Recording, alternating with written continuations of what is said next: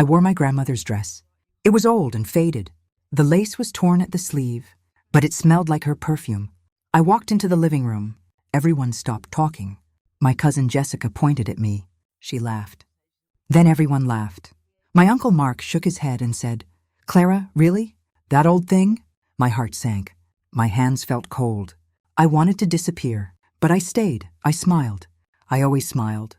That was the last time I wore it. It was also the last time I trusted them. My name is Clara. I'm 73 years old. I live alone in a big house. My husband died 12 years ago. We had no children, just memories in this house. It sits on the hill. White walls, blue shutters.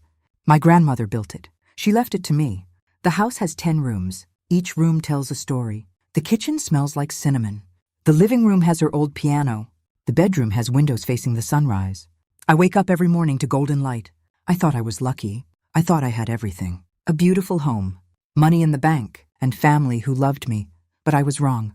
So wrong. I thought family meant everything. I invited them over every month. Birthdays, holidays, Sunday dinners.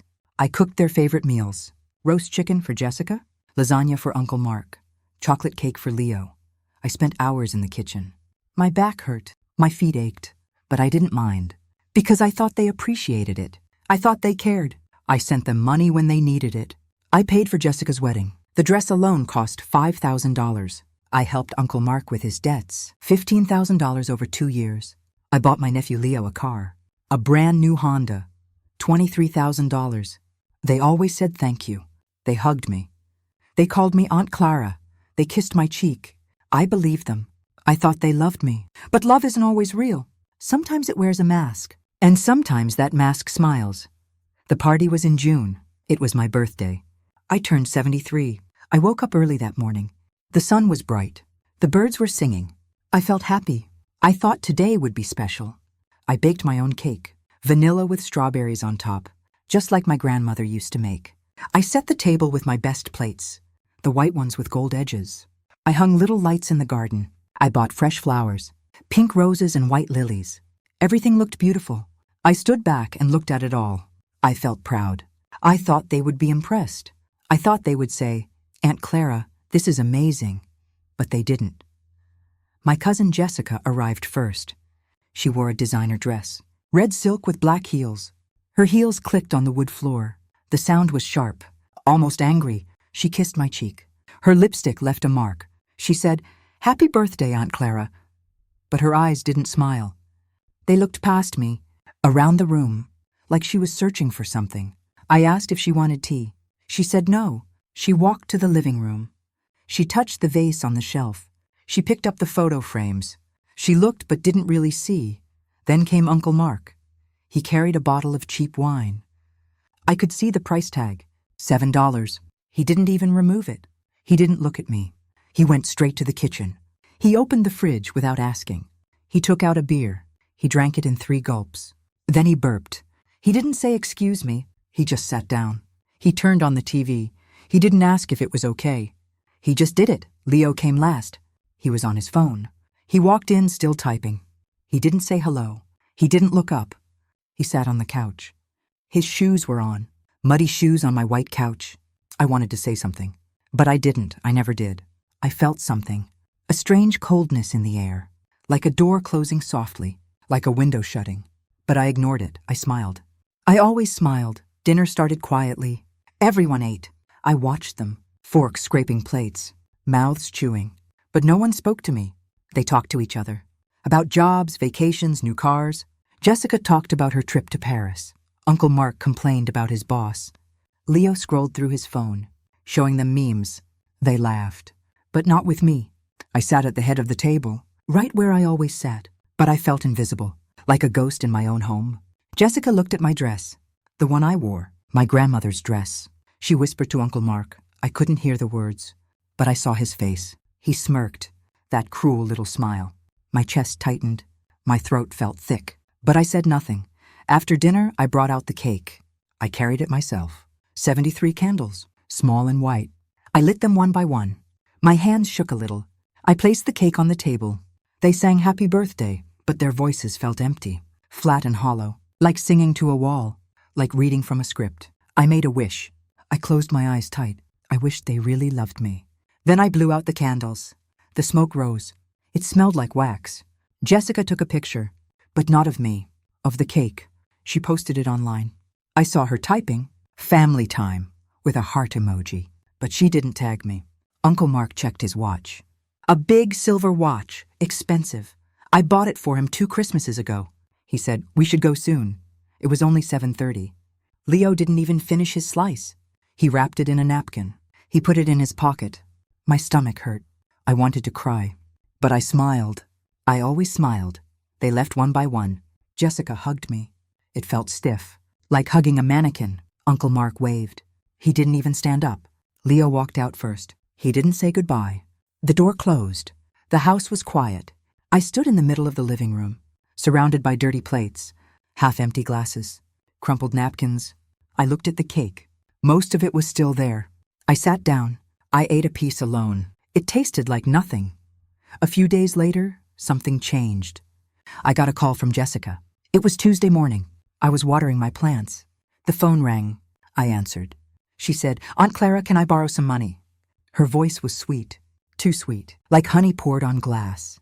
I asked what for. She paused. Then she said, "Just some bills." I asked which bills. She laughed. A nervous laugh. "You know, just stuff." I felt uneasy. But I said, "Okay." She said she needed $2,000. I went to the bank that afternoon. I withdrew the cash. I sent it to her account. She texted back, "Thanks, Aunt Clara," with a smiley face. No call, no voice, just a text. She didn't call to say thank you. A week later, Uncle Mark called. It was late, almost 9 at night. I was reading a mystery novel, one I'd read before. He said, "Clara, I need help with rent." His voice was rough, like he'd been drinking. I asked why. He said, "Just short this month." I asked how much. He said, $3,000. My heart sank. But I said yes. I always said yes. I transferred the money the next morning. He never called again. Not to thank me, not to check on me, nothing. Then Leo texted me. It was a Sunday. I was at church. I felt my phone buzz. I checked it after the service. "Aunt Clara, car broke down. Need cash?" "No, please." "No, sorry to bother you. Just a demand." I asked what happened. He didn't reply. I sent him $1,500. He didn't even reply. Not a thank you. Not a thumbs up. Nothing. I stared at my phone. My hands shook. Something felt wrong. Very wrong. Like standing on ice. Hearing it crack. But not knowing where. I called my friend Marge. She's been my neighbor for 40 years. We grew up together. She knows me better than anyone. I told her everything. About the party. The dress. The money. My voice cracked. I tried not to cry. But tears came anyway. Marge sighed. It was a deep, sad sigh. She said, "Clara, you need to stop. They're using you." I didn't want to believe her. I said, "But they're family." She said, "Family doesn't treat you like an ATM." Her words stung. But deep down I knew. I knew she was right. I hung up. I sat in the dark. The house felt empty. Even with all my things around me. Pictures on the walls. Furniture in every room. But it felt hollow. I looked at the family photos. Smiling faces. Warm hugs. Christmas mornings. Summer barbecues. Were any of them real? Or were they all acting? I closed my eyes. I felt so tired. So alone. That night I couldn't sleep. I lay in bed, staring at the ceiling. The moonlight came through the curtains. I thought about my husband, David. He died 12 years ago. Heart attack. Sudden and fast. He was a good man. Kind and honest. He always told the truth, even when it hurt. He would have known what to do. He would have seen through them. But he was gone, and I was alone. I missed him. I missed his voice, his laugh, the way he held my hand. I cried into my pillow. Silent tears, the kind that hurt your chest. A month later, I invited them again. I wanted to test something. I needed to know. I didn't mention money. I didn't offer anything. I just said, "Come for lunch." I sent a simple text. No details, no promises. I waited. Jessica replied first. "What time?" Uncle Mark said, "Sure." Leo didn't reply at all. The day came. I made sandwiches, simple ones. Turkey and cheese. I didn't bake. I didn't decorate. I just waited. Only Jessica showed up. She arrived at noon. She walked in without knocking. The door just opened. She called out, "Aunt Clara?" I was in the kitchen. I said, "In here." She walked in. She looked around the house. Her eyes moved fast, left to right, up and down, like she was counting things, like she was making a list. She stopped at the vase. The blue one. The antique? She said, "Nice vase. Is that antique?" I nodded. She touched it. Her fingers traced the pattern. She said, "Must be worth a lot." My stomach twisted. I said, "It was my grandmother's." She smiled. But it didn't reach her eyes. Her eyes were cold, sharp. She said, "You're so lucky, Aunt Clara. You have so much." Felt cold. I whispered, "Lucky." She didn't hear me. She was already looking at the paintings, the ones on the wall. She asked, "Are these originals?" I said yes. She nodded, like she was taking notes. We ate lunch. She talked about herself, her job, her friends, her vacation plans. She didn't ask about me, not once. She didn't ask how I was, if I was lonely, if I needed anything. She just talked, and I just listened. After an hour, she left. She said, "Thanks for lunch." She didn't hug me. She just walked out. I watched her car drive away. I stood at the window. I felt empty, hollow, like a shell. Later that week, I overheard something that changed everything. I was at the grocery store. It was Thursday afternoon. I go every Thursday. Same time, same store. I was in the cereal aisle. I heard voices, familiar voices. I peeked around the corner.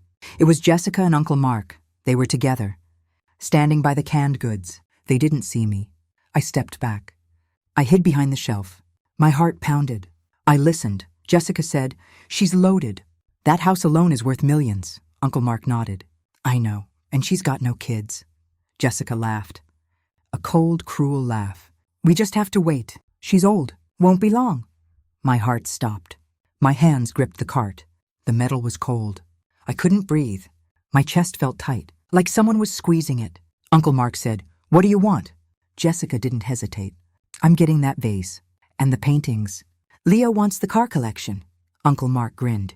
A wide, greedy grin. "I want the house. I'll sell it. Move to Florida." They both laughed. They talked about me like I was already dead. Like I was nothing. Like I was just things, just money, just objects to divide. I couldn't move. I stood there, frozen, my eyes filled with tears. They blurred my vision. The world became smudges of color. I left the cart. Right there in the aisle. I walked out. I didn't buy anything. I got in my car. My hands shook. I could barely hold the keys. I drove home. Tears ran down my face. I couldn't see clearly. I pulled into the driveway. I turned off the car. I sat there. For 10 minutes. Maybe 20? I don't know. Then I went inside. I locked the door. All 3 locks. I went to my bedroom. I sat on the floor, my back against the bed, and I cried. I cried like I never cried before. Deep, painful sobs. The kind that hurt your ribs. The kind that leave you exhausted. I didn't sleep that night. I couldn't. I stared at the ceiling. The darkness felt heavy. Their words echoed in my head. "Won't be long. We just have to wait. She's old." They wanted me dead. They were waiting for me to die. They didn't love me. They never did. They loved my house, my money, my things. But not me, never me. I felt sick. My stomach churned. But I also felt something else. Something new. Something hot and sharp. Anger. Real anger. The kind that burns. The kind that moves you. The next morning I called my lawyer. His name is Mr. Daniels, Robert Daniels. He's been my lawyer for 30 years.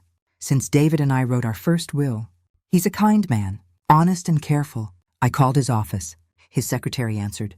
I said, "I need to see Mr. Daniels, today."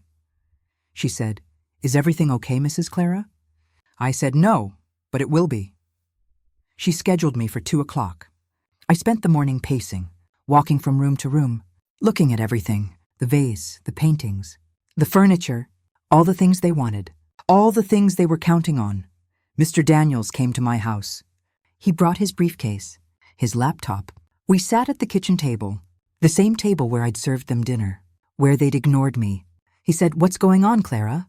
I told him everything, every detail, the parties, the money, the phone calls, the grocery store. I told him what I heard, what they said. My voice shook. But I didn't cry. Not this time. He listened carefully. He took notes. He didn't interrupt. When I finished, he looked at me. His eyes were sad, but also firm. He said, "I understand. Let's make this right. We worked for hours. He pulled up my current will on his laptop. It was old, written 10 years ago. Everything was divided among them. Jessica got 30%. Uncle Mark got 30%. Leo got 30%. The rest to charity. I looked at those names, those percentages. I felt nothing. No love, no connection. Just emptiness. Mr. Daniels said, "What do you want to do?" I said, "I want to change everything." I crossed out every name. Jessica, Uncle Mark, Leo, all of them. Gone. Mr. Daniels asked, "Where do you want it to go?" I thought for a moment. Then I knew. I said, "Charity." All of it. He nodded. "Which ones?" I said, "Animal shelters, children's hospitals, libraries, homeless shelters, cancer research, places that actually needed it, places that helped people, places that wouldn't wait for me to die." We made a list. We divided everything.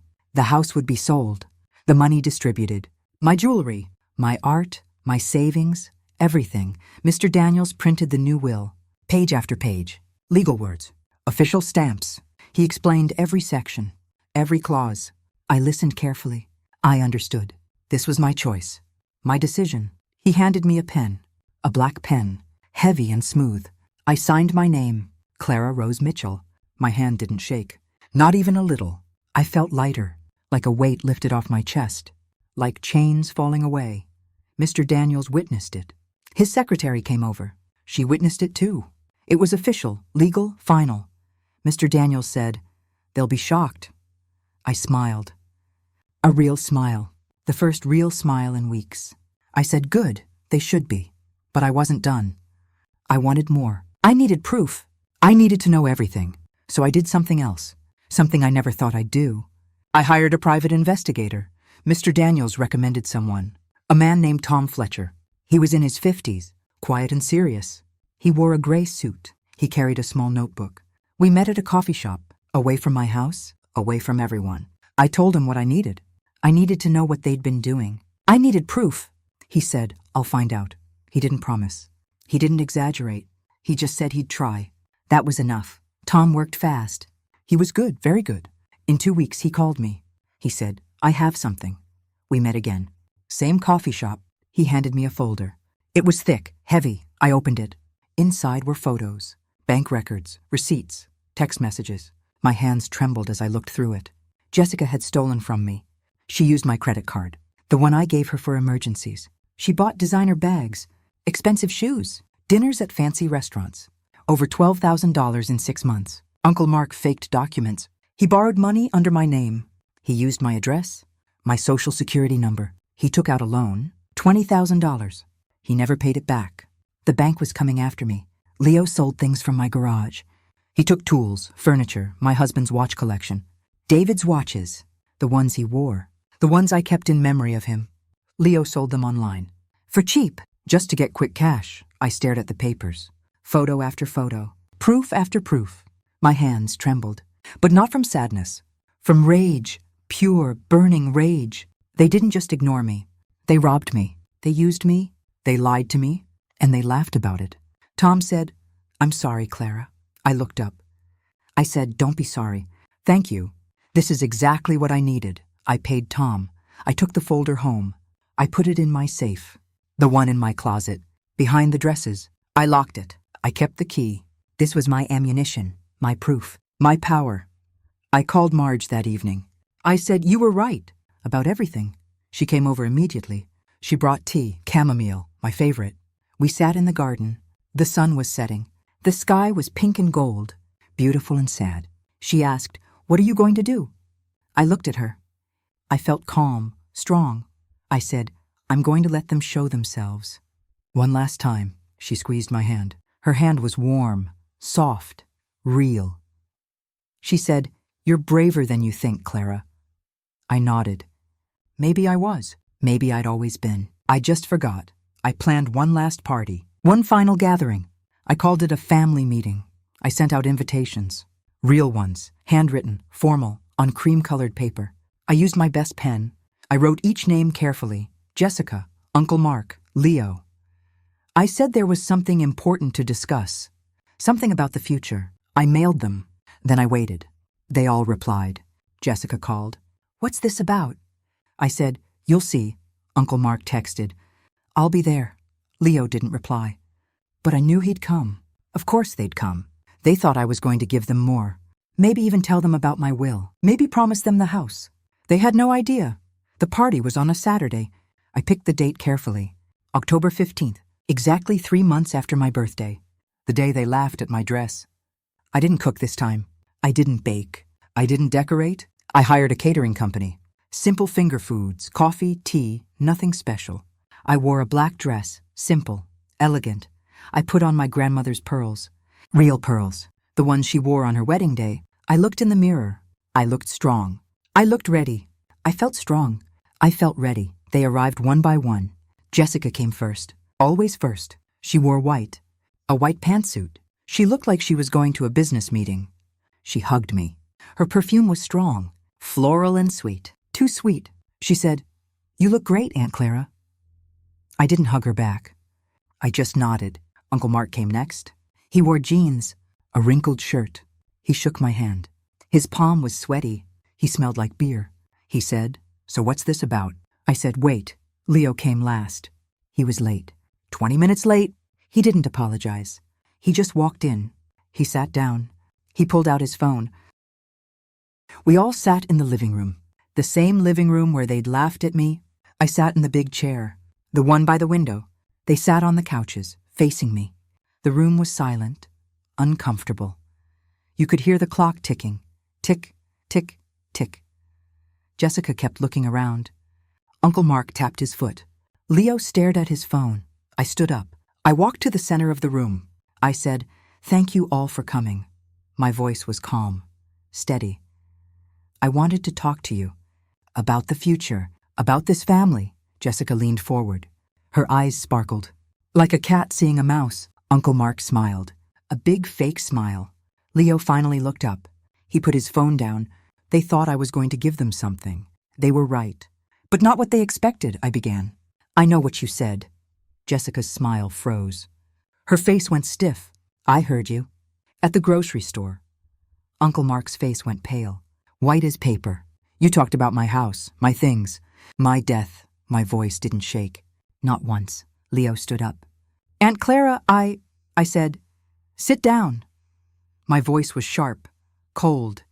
He sat, fast. I walked to the table. I picked up the folder, Tom's folder. I opened it. I placed it on the coffee table, right in front of them. "I also know about the stealing." Jessica's hands shook. She grabbed the armrest. "The fake loans." Uncle Mark looked at the floor. He couldn't meet my eyes. "The selling of my belongings." Leo's face turned red. Bright red, like he'd been slapped. I pulled out the photos. One by one. "Jessica, you used my credit card. $12,000 on bags and shoes." I dropped the receipts in front of her. She stared at them. Her mouth opened, but no words came out. "Uncle Mark, you borrowed money in my name. $20,000. You ruined my credit." I dropped the bank statements. His hands trembled. "Leo, you sold your grandfather's watches. The ones he wore every single day. You sold them for $200 each." I dropped the online listings. Printed screenshots. His face crumbled. I stood back. I looked at all of them. "You used me. You pretended to love me, but all you wanted was my money." Tears ran down my face. But my voice didn't break. I wouldn't let it. "You laughed at my dress. You mocked me at my own birthday. You waited for me to die. You talked about dividing my things like I was already gone." The room was silent, dead silent. No one spoke. No one moved. They just sat there, caught. Jessica finally stood. Her legs were shaky. She said, "Aunt Clara, you don't understand. I cut her off. "I understand everything, and I've made my decision." I pulled out a copy of my will. The new one. I'd printed copies for each of them. I handed one to Jessica. She took it. Her hands were shaking. She read it. Her eyes moved fast. Line after line. Her face went white, then gray. She dropped the paper. It floated to the floor. You left us nothing?" Her voice was a whisper. I nodded. "Nothing." Uncle Mark grabbed the paper. He read it fast. His face turned red. Angry red. "You can't do this!" He shouted. He stood up. He stepped toward me. I didn't move. I didn't flinch. I said, "I can." "And I did." My voice was ice. He stopped. He looked at me, really looked at me, maybe for the first time ever. He saw something different, something he didn't expect. Strength. Leo stood up. He was crying, real tears. "This isn't fair!" he shouted. His voice cracked. I looked at him. I really looked at him. This boy I'd helped raise. This boy I'd bought a car for. I whispered, "Fair? You sold your grandfather's watch, the one he wore when he married me. The one he wore when he held you as a baby. You sold it for $200. My voice broke. "Just a little. He loved you, Leo, and you sold his memory." Leo's face crumbled. He covered his face with his hands. But I didn't feel sorry. Not anymore. Jessica started crying. Loud, dramatic sobs. "We're family!" she cried. "You can't do this to family." I shook my head. I felt calm, so calm. Family doesn't wait for you to die. Family doesn't steal from you. Family doesn't laugh at you. Family doesn't pretend. I walked to the door. I opened it wide. The cold air came in. "Please leave." They didn't move. They just stared. "Now," I said. My voice was final. Jessica stood first. She was still crying. Mascara ran down her face. Black streaks. She looked at me. "You'll regret this," she said. Her voice was bitter, angry. I said, "No, I won't." She grabbed her purse. She stormed out. Her heels clicked. Angry clicks. Uncle Mark stood next. He didn't say anything. He just looked at me. His eyes were hard, cold. He crumpled the will. He threw it on the floor. Then he left. He slammed the door. The whole house shook. Leo was last. He stood slowly. He looked broken, small. He said, "I'm sorry." His voice was tiny. I said, "So am I." He walked out. He didn't slam the door. He just closed it. Softly, I stood there, alone. The house was quiet, but it didn't feel empty. It felt clean, like after a storm, when the air is fresh, when everything smells new. I closed the door. I locked it, all 3 locks. I walked back to the living room. I picked up the crumpled will. I smoothed it out. I put it back in the folder. Then I sat down. I sat in my chair. I looked around, at my house, my things, my life, and I felt peace. Real peace. Marge came over that evening. She didn't call first. She just came. She knocked softly. I let her in. She brought tea, chamomile again, and cookies, homemade chocolate chip. We sat on the porch. The stars were bright, thousands of them. The air was cool, autumn air. She asked, "How do you feel?" I thought for a moment. I really thought about it. I said, "Free." She smiled, a warm, real smile. "Good. You deserve to be free." We sat in silence, comfortable silence, the kind you only have with real friends. She said, "You know they might try to fight it." I nodded. "I know, but I have proof. I have everything." She squeezed my hand. "You're stronger than you ever knew, Clara." I looked at the stars. I said, "Maybe I always was. I just forgot." A few weeks later, Mr. Daniels called. It was a Tuesday morning. I was reading a new book, a romance novel. He said, "Clara, your will is finalized. Everything is in order. It's official." I felt relief wash over me. "Thank you, Robert." He paused. "There's one more thing." My heart skipped. "What?" He said, "Jessica tried to contest it." I went cold. "And," he said, "the judge dismissed it. Your evidence was too strong. The private investigator's report, the bank records, everything. She has no case." I smiled. I actually smiled. "Thank you." He said, "She also tried to claim you were mentally unfit." My stomach dropped. "What?" He said, "Don't worry. I submitted your medical records. Your doctor wrote a letter. You're perfectly healthy, mentally and physically." The judge threw it out. I felt warm. Justice felt warm. Like sunlight, like tea on a cold day. That weekend, I got a letter. It came in the mail, a cream envelope, no return address. I opened it carefully. Inside was a note, handwritten, Jessica's handwriting. It said, "You're a bitter old woman. You'll die alone. No one will come to your funeral." I read it twice. I felt nothing, no anger, no sadness, nothing. I folded it. I put it in the folder. More proof. Then I threw the envelope away. I started volunteering. I needed to do something. Something good. Something real. I went to the animal shelter downtown. It was called Happy Paws, a small building, but full of life, full of noise. Dogs barking, cats meowing. I talked to the manager, a young woman named Amy. She had kind eyes. She said they always needed help. I started going 3 times a week. Mondays, Wednesdays, Fridays. I fed the dogs. I brushed the cats. I cleaned cages. I walked the puppies. They didn't care how old I was. They didn't care about my money. They didn't care about my house. They just wanted love. And I had so much to give. There was one dog, an old golden retriever. His name was Buddy. He was 12 years old. No one wanted him. Too old, they said. Too slow, but I loved him. He had gentle eyes, brown and warm. I spent extra time with him. I brought him special treats. I brushed his fur. He would lay his head on my lap, and I would cry. Happy tears, healing tears. I also reconnected with old friends, people I'd lost touch with. I called my friend Nancy. We went to school together. 60 years ago, we used to be close. But life got busy. I lost her number. But I found her on Facebook. We talked for an hour. She lived 2 towns over. We met for coffee. We laughed. We shared stories. Real stories, not fake smiles, not empty words. She told me about her grandkids, her garden, her life. I told her about everything. She listened, really listened. She said, "I'm proud of you, Clara." I realized something. I wasn't alone. I never was. I just looked in the wrong places. One day, I went to my grandmother's grave. I hadn't been in months. I felt guilty about that. I brought flowers, white roses, her favorite. I cleaned the headstone. I pulled the weeds. I sat on the grass. It was damp, cool. I whispered, "I wore your dress, Grandma." They laughed, but I didn't let them win. The wind blew softly. It rustled the leaves. I felt her presence, warm, proud, like she was standing right behind me. I smiled, a real smile. I said, "I hope I made you proud."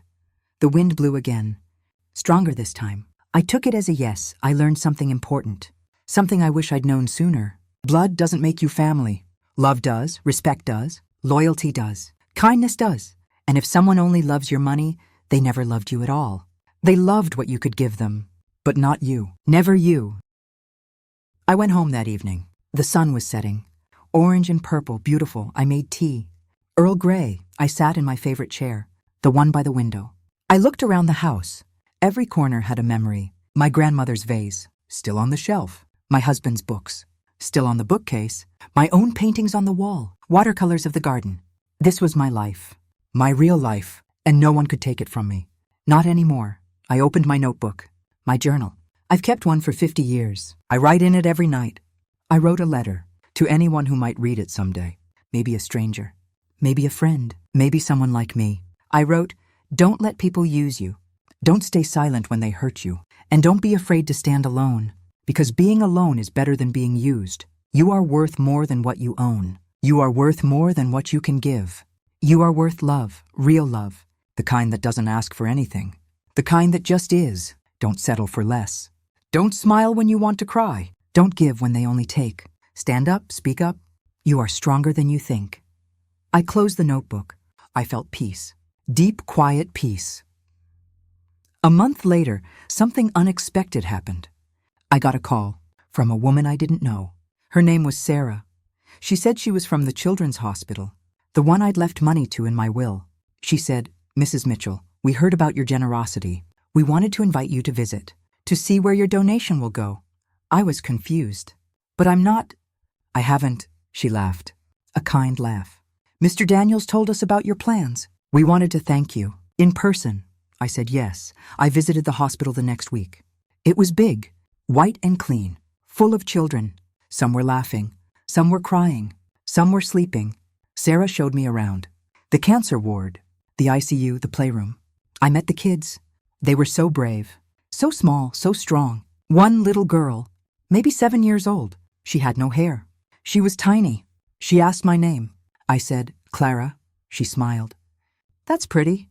She showed me her drawing. A rainbow, bright colors. She said, "I'm going to be a painter." I said, "I think you already are." She hugged me.